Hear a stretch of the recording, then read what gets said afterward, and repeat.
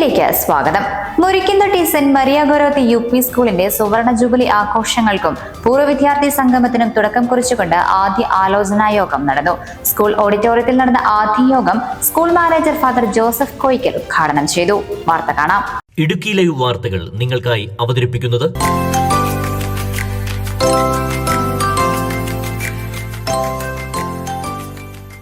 Murikkumthotti saint Maria Goretti UP school സുവർണ jubilee ആഘോഷങ്ങളുടെയും പൂർവ്വ വിദ്യാർത്ഥി സംഗമത്തിന്റെയും ഭാഗമായി ആദ്യ ആലോചനാ യോഗം സ്കൂൾ ഓഡിറ്റോറിയത്തിൽ നടന്നു.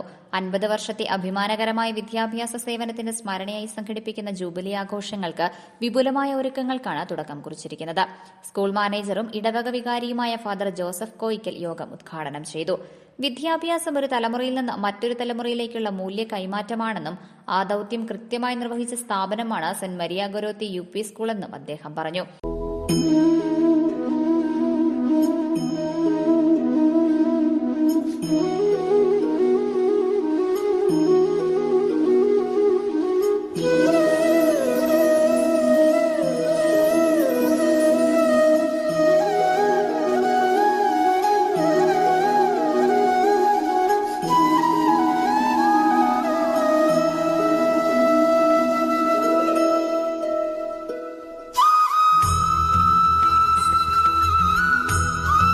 ശേഷം എല്ലാവരുടെയും പഠനങ്ങളൊക്കെ കഴിഞ്ഞ് ഒരു 5-8 വർഷമായിട്ട് എല്ലാ വർഷവും ഞങ്ങൾ ഒരുമിച്ച് കൂടാറുണ്ട്.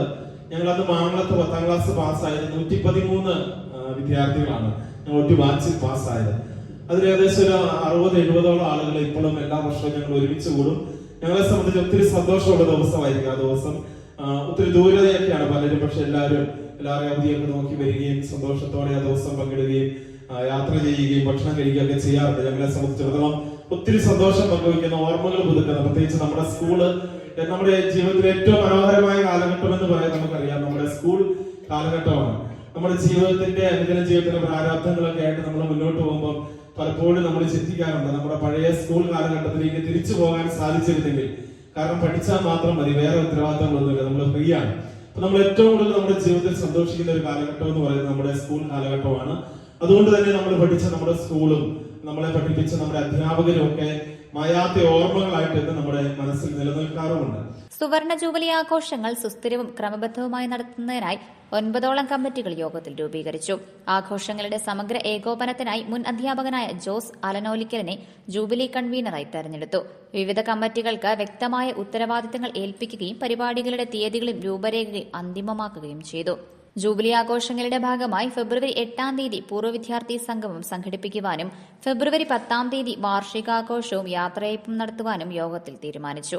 ദീർഘകാലമായി സമൂഹത്തിന്റെ വിവിധ മേഖലകളിൽ സേവനമനുഷ്ഠിക്കുന്ന പൂർവ്വ വിദ്യാർത്ഥികളെ ഒരുമിപ്പിക്കുന്ന സംഗമം ശ്രദ്ധേയമായ പരിപാടികളോടെ നടത്താനാണ് തീരുമാനം. 1976-ൽ കോതമംഗലം രൂപത വിദ്യാഭ്യാസ ഏജൻസിയുടെ കീഴിൽ വിശുദ്ധ മരിയ ഗൊരോത്തിയുടെ നാമധേയത്തിൽ സ്ഥാപിതമായ ഈ വിദ്യാലയം ഗ്രാമീണ മേഖലയിൽ വിദ്യാഭ്യാസത്തിന്റെ വെളിച്ചം പരത്തുന്നതിൽ നിർണായക പങ്കുവഹിച്ചു.